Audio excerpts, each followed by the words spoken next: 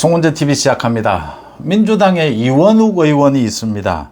이 이원욱 의원이 오늘 한 라디오 방송에 나와서 이재명이나 김남국과 관계되는 여러 현안에 대해서 자신의 생각을 밝혔습니다. 민주당의 비명 반명계 의원이라고 하더라도 이 방송에 나와서 방송의 요구에 맞춰주는 그런 말뿐인 방송용 소위 정치를 하는 이런 의원들이 많이 있습니다.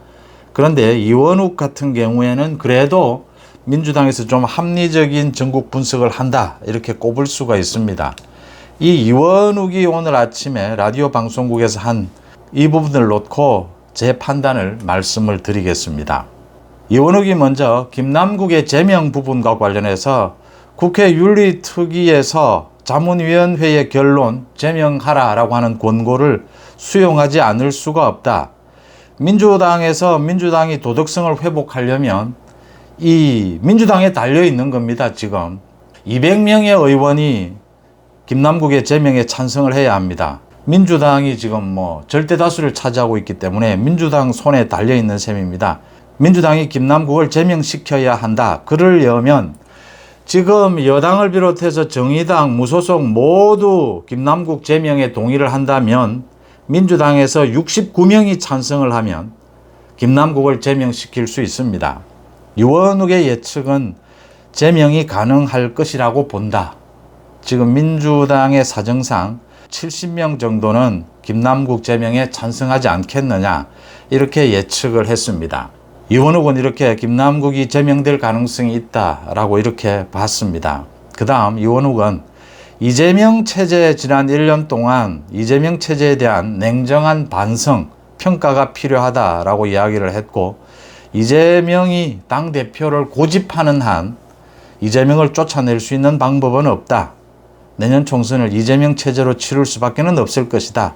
그런데 이재명의 사법 리스크 이걸 생각한다면 이재명 스스로 결단을 내려야 한다. 이런 이야기를 했습니다. 그 다음 이재명의 이 사법 리스크 중에 이 쌍방울에 의한 대북 송금, 지금 문제가 되고 있는 이 이화영에 대한 회유 협박, 이재명 측에서 회유 협박을 하지 않았느냐, 이 부분에 대해서 내일 이화영의 이 대북 송금 관련해서 재판이 또 열립니다. 여기에서 이화영이 어떤 입장을 취하느냐가 중요하다. 이렇게 이원욱이 짚었습니다. 이원욱이 이렇게 짚었는데 이 부분은 그렇게 중요하지가 않습니다. 이제는 이화영은 그러니까 진술이 왔다 갔다 한 겁니다. 그러면 이 진술의 무게감이 떨어지게 됩니다. 이제는 재판부에서 이 증거에 맞게 어느 진술이 더 설득력이 있느냐 이걸 보게 될 겁니다. 쌍방울의 김성태가 이미 모두 털어놓았습니다. 쌍방울의 김성태가 이재명 측의 협조 요청이 없이 뭐하러, 그러니까 북한과의 그 스마트팜 사업을 위해서 500만 달러를 보낸 건 그렇다 하더라도 쌍방울의 대북 사업이다라고 하더라도 이재명의 방북을 위해서 따로 북한에 뒷돈을 300만 달러를 줄 이유는 없었다. 이건 이화영이 이야기한, 그러니까 이재명 측의 요청에 따라서 자기가 이 쌍방울 측에 대북 송금을 해달라라고 협조를 구했고 그걸 이재명에게 보고도 했다.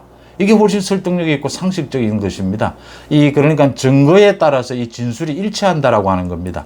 김성태부터 시작된 모든 진술 증거들이 일치한다라고 하는 점이죠.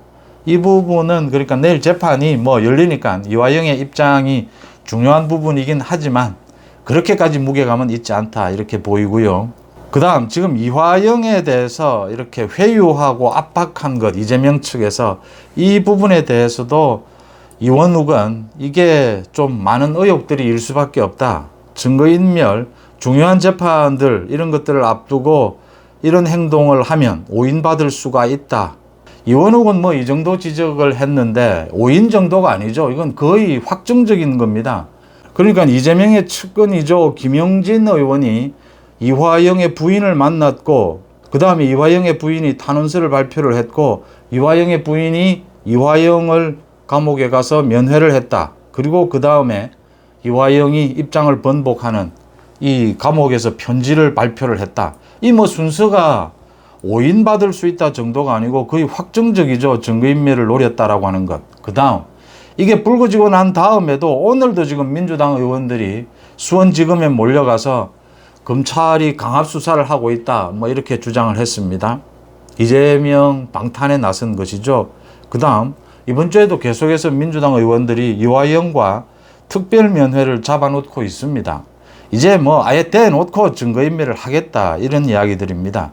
그래서 이원욱의 이 말은 뭐 그냥 점잖은 정도다. 이원욱이 뭐 계속 수박이다라고 하면서 개딸들에게 공격을 받으니까 말을 점잖게 했다, 이렇게 보입니다. 그 다음 이원욱이 또 이야기를 했는데, 이 이재명의 대북송금 관련해서 검찰의 기소가 자신은 다음 달 8월 16일 임시국회가 열리고 난 이후에 검찰이 구속영장을 치지 않겠느냐. 그러면 민주당이 또 분열될 수가 있다. 이 체포동의안을 놓고, 이 체포동의안이 어떻게 될 것이냐를 놓고는 민주당에서 이번에는 많은 반란표가 생길 것이다. 체포동의안이 가결될 것이다. 지난번처럼 체포동의안이 부결되는 것은 굉장히 어려울 것이다, 이렇게 봤습니다. 이 부분은 저도 생각을 같이 합니다.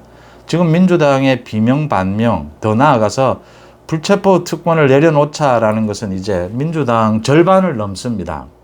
이 불체포 특권을 민주당 혁신위에서 불체포 특권을 내려놓아라라고 했고, 이재명도 내려놓겠다라고 했는데 의원들이 반대를 해서, 친명 의원을 비롯해서 돈 봉투 받은 의원들 모두 반대를 해서 정당한 영장 청구에 한해서 불체포 특권을 내려놓겠다, 뭐 이랬습니다.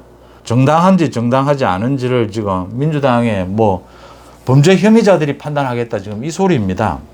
그래서 지금 요즘 들어서 오늘 이재명이 그 이야기를 했습니다. 혁신위가 또 불체포 특권 이 부분에 대한 표결을 무기명인데 지금 기명으로 하자. 그러니까 국회법에 인사에 관계되는 것은 무기명 투표로 하기로 되어 있습니다. 이 법안을 고치자, 국회법을 고치자, 기명으로 고쳐라라는 걸 혁신위에서 이야기를 했고, 이재명이 오늘 아침에 이걸 받아들여야 하지 않겠느냐. 기명 투표로 바꾸는 것, 이 체포 동의안 부분만 기명 투표로 하는 것, 이걸 받아들여야 하지 않겠느냐, 이런 이야기를 해서 또 논란이 일고 있습니다.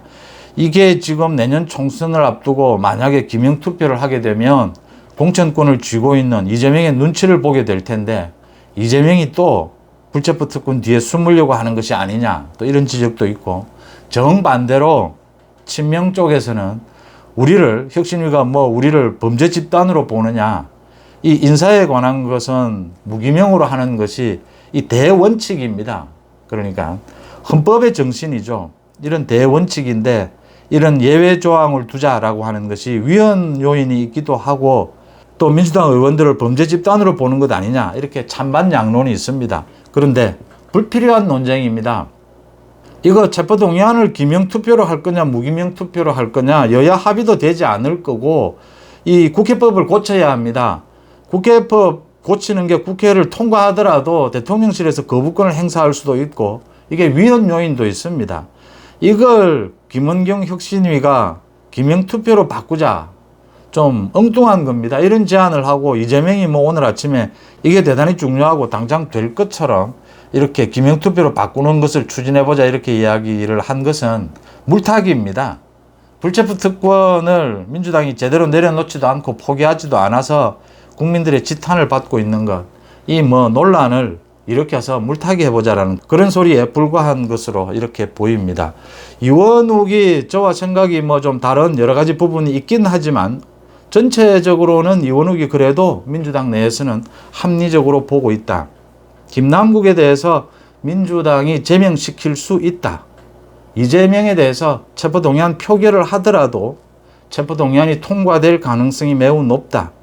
이화영에 대해서 이재명 측이 회유 압박한 것은 의혹의 소지가 있다. 이 정도만으로도 이원욱이 합리적이다, 이렇게 평가할 만합니다. 여러분들은 어떻게 보십니까? 송은재TV 마칩니다. 고맙습니다.